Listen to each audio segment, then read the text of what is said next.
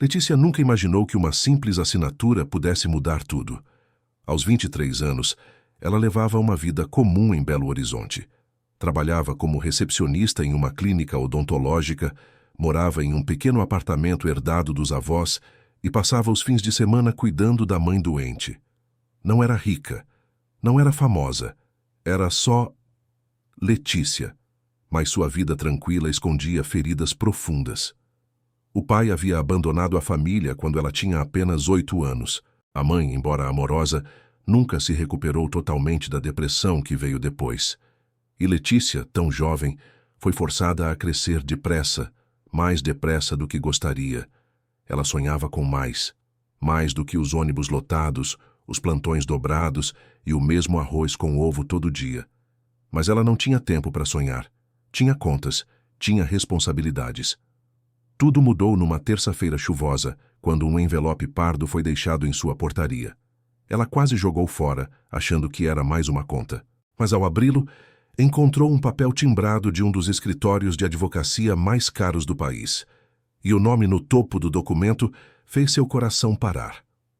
Otávio Araújo Montes, seu avô biológico, um homem que ela nunca conheceu. Um nome que a mãe sempre evitou com amargura. O documento dizia que Otávio havia morrido e que, surpreendentemente, Letícia estava em seu testamento. Mas havia uma condição. Para receber a totalidade da herança, a senhorita Letícia de Freitas deverá se casar com o atual CEO do Grupo Montes, o senhor Henrico Vasconcelos, até o dia 30 de abril. O casamento deve durar, no mínimo, 12 meses. Letícia largou o papel. Isso só podia ser uma piada. Casar com um homem que ela nem conhecia? E por dinheiro? O nome Henrico Vasconcelos soava distante, quase como um personagem de novela. Mas ele era real, jovem, rico, impiedosamente bem-sucedido e completamente estranho para ela. Nos dias seguintes, Letícia ignorou o documento. Mas então começaram as ligações, os e-mails, as mensagens de voz. Você precisa ouvir o que tenho a dizer. Não é só sobre dinheiro, é sobre o futuro da sua família. A voz era grave, firme, comandava a atenção. Era ele, Henrico. Letícia tentou resistir, mas quando viu o aviso de despejo na porta do prédio e a farmácia negando o remédio da mãe por falta de pagamento, ela entendeu. Ela não tinha escolha. Se você já está sentindo o peso dessa história, comenta aí. Você aceitaria esse casamento por necessidade? Escreve sim ou não. E de qual cidade você está assistindo? Isso ajuda demais a gente a continuar produzindo histórias assim. A primeira vez que Letícia viu Henrico foi no escritório luxuoso dele, no topo do edifício Concorde, com vista para toda a cidade. Ele era ainda mais intimidador do que ela imaginava.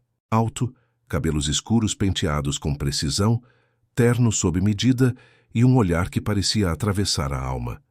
Mas o que mais a impressionou foi o silêncio. Ele apenas a observou por longos segundos antes de falar. Você é diferente, disse finalmente. Não é o tipo de mulher que eu esperava. Eu também não esperava me casar com um completo estranho, retrucou surpresa com a firmeza da própria voz. Ele sorriu de lado, um sorriso breve, quase ensaiado. Isso é só um contrato, 12 meses. Depois cada um segue sua vida, mas até lá você terá tudo o que precisa, inclusive para sua mãe. Letícia engoliu em seco. Ele sabia da doença, sabia da dívida, sabia dela mais do que ela gostaria. Então, isso é só um teatro? Ela perguntou, sentindo um frio subir pela espinha. Depende de você. Ele respondeu seco. Mas no final, você sairá rica, independente, livre. Ela pensou na mãe, pensou no aluguel, pensou na fome que já sentiu. E então, contra tudo o que seu coração gritava, Letícia estendeu a mão. Quando é o casamento? O casamento foi um evento secreto, sem igreja, sem vestido de noiva, sem convidados. Apenas um juiz de paz, 2 advogados e 2 assinaturas. Letícia agora era oficialmente Letícia Vasconcelos Montes, esposa de um bilionário. Mas não havia beijos, nem aliança, apenas um aperto de mão frio e um contrato de 12 meses. Naquela primeira noite, Enrico a levou para a cobertura onde morava, um apartamento que parecia mais um hotel 5 estrelas do que um lar. Letícia ficou parada na porta do quarto, o coração acelerado. Ela esperava... Bem, ela não sabia o que esperava, mas o que ele fez foi caminhar até a porta do quarto ao lado e dizer: "Seu quarto é esse. Boa noite." E sumiu. Letícia sentou-se na beira da cama king size, sozinha, confusa, e pela primeira vez desde que tudo começou, chorou. Não de tristeza, mas de medo. Medo do que aquilo significava, medo do que viria. Se você também está envolvido nessa história, não esquece de clicar em gostei e se inscrever no canal. Letícia achou que depois do casamento as coisas se acalmariam. Estava errada. O apartamento era silencioso, frio. As janelas de vidro gigantes davam vista para uma cidade iluminada, mas que parecia tão distante quanto o homem com quem agora dividia um sobrenome. Nos primeiros dias, Letícia quase não via Enrico. Ele saía cedo, voltava tarde. Sempre de terno, sempre impecável, sempre ausente. Mas tudo mudou numa noite de sexta-feira. Letícia estava no quarto lendo um livro antigo quando a campainha tocou. Era o mordomo, avisando que Enrico havia solicitado sua presença no jantar. Ela quase recusou. Mas alguma coisa dentro dela, talvez o orgulho, talvez a curiosidade, a fez aceitar. Ao entrar na sala de jantar, Letícia parou. A mesa estava posta com velas, flores brancas e taças de cristal. Enrico estava à cabeceira, com a gravata solta e as mangas arregaçadas. Parecia menos intocável. "Sente-se", ele disse, sem levantar os olhos. Ela se sentou, tensa. "Por que esse jantar?" "Porque temos que parecer um casal de verdade." "Para quem?" "Para o conselho da empresa. E para os advogados." Ele pausou. "E talvez para nós mesmos." Letícia mordeu o lábio inferior, tentando entender. Havia algo em Enrico que a confundia. Às vezes, ele era gélido como mármore. Em outras, parecia carregar um cansaço silencioso que o fazia humano. O jantar seguiu em silêncio, até que Letícia perguntou: "Por que seu avô escolheu você, e não o seu pai?" Enrico parou. A faca em sua mão ficou imóvel. Seus olhos azuis encontraram os dela com uma intensidade que fez sua espinha arrepiar. "Porque meu pai destruiu a família antes mesmo de eu nascer." Letícia não respondeu. Mas algo se quebrou naquele momento. Uma casca. Enrico respirou fundo, recostando-se na cadeira. Otávio Montes não era o que parece. Ele era poderoso, sim, mas manipulador, controlador. Ele fez um estrago enorme, inclusive em mim. Letícia sentiu um nó na garganta. Então, por que continuar esse império? Por que manter tudo? Ele sorriu sem humor. "Porque eu quero consertar o que ele destruiu. E agora, com você aqui, talvez isso seja possível. Você também sente que algumas feridas do passado moldam quem a gente é hoje? Comenta aí, curando meu passado, se essa história está mexendo com você." Naquela noite, Letícia voltou para seu quarto com o coração agitado. Enrico havia se aberto, um pouco, e aquilo a deixou tocada. Mas ao acordar no dia seguinte, tudo parecia ter voltado ao gelo habitual. O café da manhã estava na mesa, mas Enrico, como sempre, já havia saído. Letícia tentou ignorar a crescente inquietação em seu peito. Decidiu sair. Caminhou pelas ruas da cidade como uma anônima, e foi ali, na esquina da antiga biblioteca municipal, que tudo mudou. Ela viu uma mulher de cabelos ruivos e olhar feroz sair de um táxi preto. E ao entrar na biblioteca, Letícia a seguiu sem saber o porquê. O nome dela era Aline Vasconcelos, ex-noiva de Enrico, e jornalista investigativa. Letícia não sabia, mas aquela mulher guardava a chave para um segredo que mudaria tudo. Aline Vasconcelos. Letícia nunca tinha ouvido esse nome, mas bastou ouvi-lo sair dos lábios do bibliotecário para entender que aquela mulher não era qualquer uma. Era determinada, firme, usava roupas discretas, mas o olhar era de quem conhecia a dor e usava essa dor como armadura. Letícia se aproximou da recepção e perguntou: Com licença, aquela mulher que acabou de entrar é jornalista? O funcionário hesitou. Sim, vive aqui pesquisando arquivos antigos da família Montes. Está obcecada com alguma coisa, não sei exatamente o que. Letícia sentiu um frio subir pela espinha. A família Montes. E se... Ela deixou a biblioteca e voltou para casa com a mente em turbilhão. Mas antes que pudesse processar o que descobrira, encontrou Henrico na sala, com o olhar fixo na TV desligada, como se estivesse fugindo de um fantasma. Precisamos conversar, ela disse, sentando-se à sua frente. Ele ergueu os olhos, surpreso. Sobre o quê? Sobre Aline. Henrico ficou imóvel. Uma sombra cruzou seu rosto. Quem te contou esse nome? Eu a vi hoje, na biblioteca. Ela está investigando. Você? Seu avô? Henrico ficou em silêncio por um longo momento. Depois, levantou-se e caminhou até o bar, servindo-se de um uísque. Aline era minha noiva. E por que vocês terminaram? Ele virou o copo. Depois encarou Letícia com um misto de dor e frieza.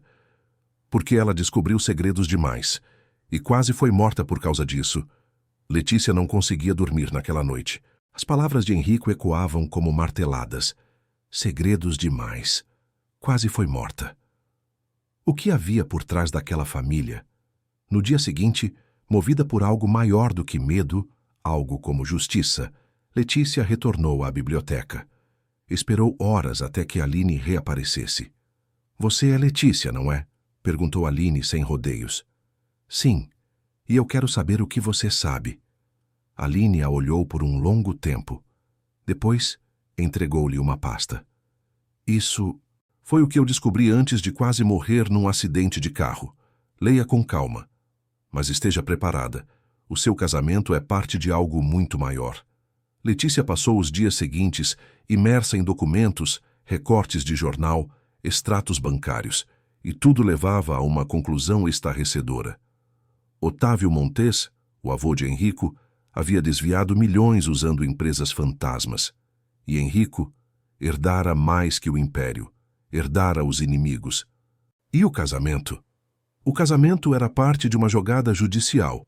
Ao se casar com Letícia, neta ilegítima de Otávio, Henrico selava uma espécie de reconciliação de sangue, usada como estratégia para limpar o nome da família diante do tribunal de sucessão. Ela foi usada. Mas por quê? Por que ele havia sido tão... gentil? Confusa, Letícia voltou para casa determinada a confrontá-lo. Mas ao entrar na sala, parou.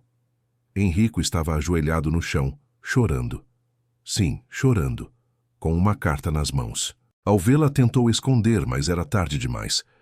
Era verdade tudo isso? Letícia perguntou, a voz embargada. Henrico se levantou, os olhos marejados. Eu nunca quis te machucar. Achei que você só ficaria até o contrato terminar. Mas você foi a única coisa verdadeira no meio dessa mentira toda. Letícia sentiu seu coração rachar. Então, o que eu sou para você agora? Ele hesitou.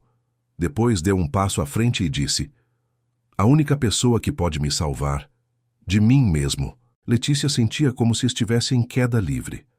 A verdade sobre o passado da família Montes era assustadora, mas ainda mais assustador era o que sentia, porque, contra tudo e contra todos, ela estava começando a amar Henrico. Ela tentou se afastar, racionalizar, fugir, mas cada gesto dele, cada olhar que dizia "fica", desarmava suas defesas. Até que chegou o dia em que o amor e a justiça bateram à porta ao mesmo tempo. Literalmente. 2 agentes da Polícia Federal foram até o apartamento.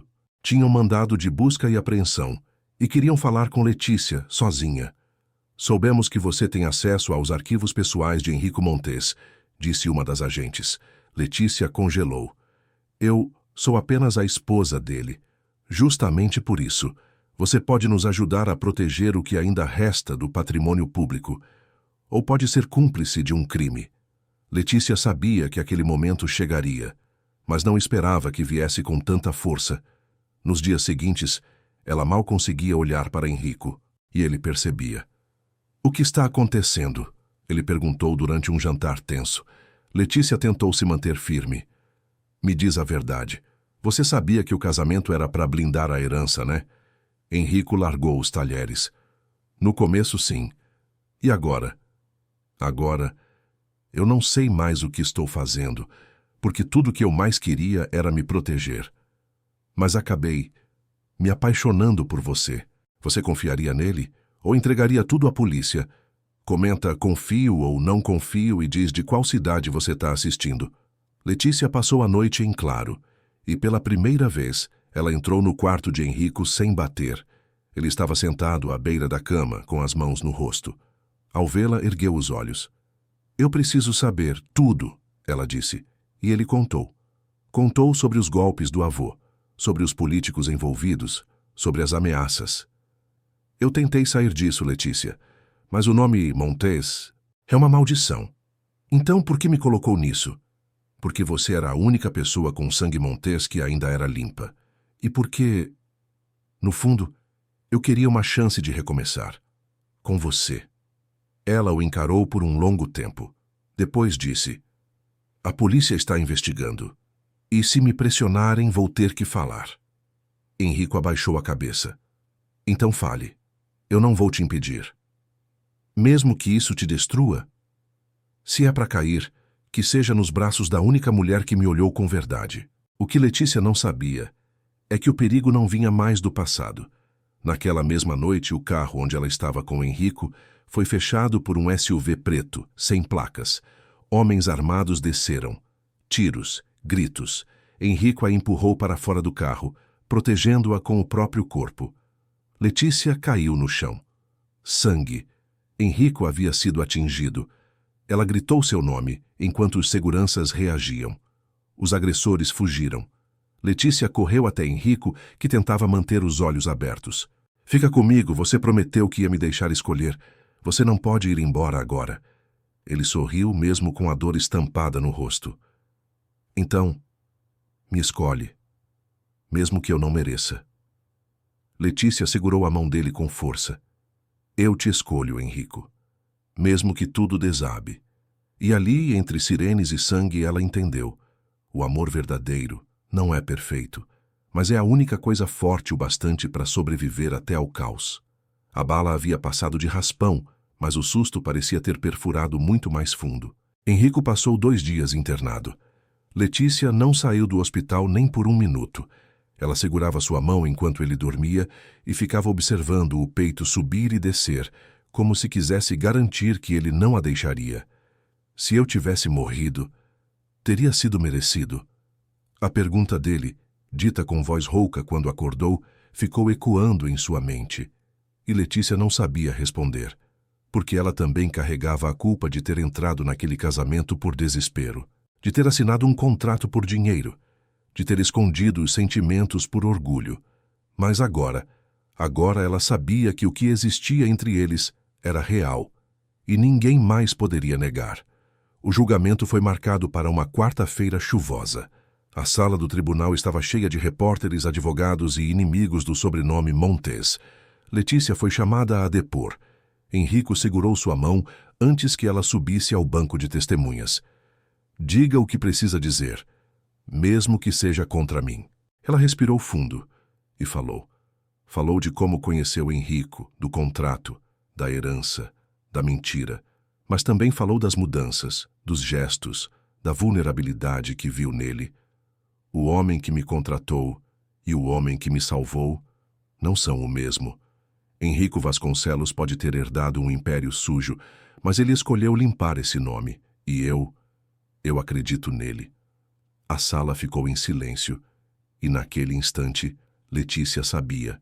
Ela não o protegia por dever. Ela o protegia por amor. 3 meses depois, o nome Montes havia sido limpo.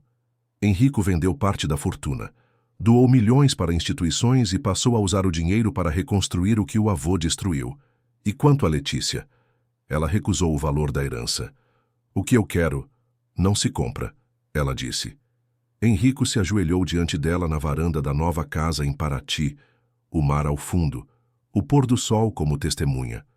Mas desta vez, não havia contrato, nem cláusulas, apenas um anel. e um coração exposto. Casa comigo de novo? Por amor agora? Letícia riu com lágrimas nos olhos. Só se você me prometer uma coisa. Qual? Que nunca mais vai me deixar escolher entre você e a verdade. Henrico se levantou, envolveu-a em seus braços e sussurrou. A verdade agora é simples. Eu te amo. E isso basta. 2 anos depois, Letícia e Henrico sentaram-se no jardim da casa nova, agora com uma pequena menina de cabelos castanhos no colo. Ela tem seus olhos, disse Henrico, beijando a testa da filha. E o seu sobrenome, Limpo, respondeu Letícia com um sorriso calmo. A paz, enfim, havia encontrado um lar. Se você sentiu algo especial com essa história, mostra pra gente. Deixa seu like, comenta o que mais te emocionou e se inscreve agora no canal. Porque as histórias que te tocam são as que a gente quer contar. E nunca se esqueça, até os começos mais errados podem levar aos finais mais certos. Basta ter coragem de amar de verdade.